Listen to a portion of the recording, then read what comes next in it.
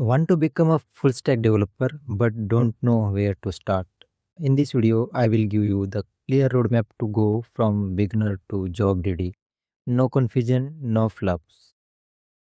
Hi everyone, welcome to Code with HyperX. I am Ananta, a full stack developer, and on this channel, I will help you to learn Java, Spring Boot, React, and real world project to crack top tech jobs. Most beginners get stuck because too many resources, no clear directions, no real projects. And that's exactly what we are going to fix on this channel. Let's break down a full stack roadmap into a simple step. The first steps core start with the Java fundamentals like variables, loops, ops concept, exception handling, collections. Like a Java 8 features, it is important for the interview perspective. Like in Java 8 features like function interface, stream APIs, and JDBC MySQL connection. Step 2 is a backend with the Spring Boot. Move to the Spring Boot, build a REST APIs, learn annotations, connect with database like MySQL.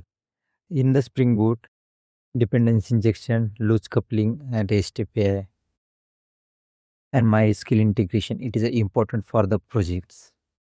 In step 3, front end with React. It's the most important for the representation of your backend to the front end and visual perspective. Then learn the React. In React is a main like components, hooks, you know, API calls, and React is the most important part for the front end. In step 4, full stack projects. Now combine everything. Build real world projects. Examples like e-commerce, ticket systems. In interview preparation, finally data structures, system designs, and real interview questions. It is important for the interview.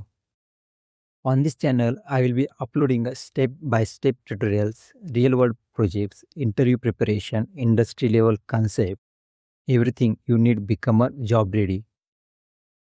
If you are serious about becoming a developer, make sure subscribe to Code with HyperX and hit the bell icon.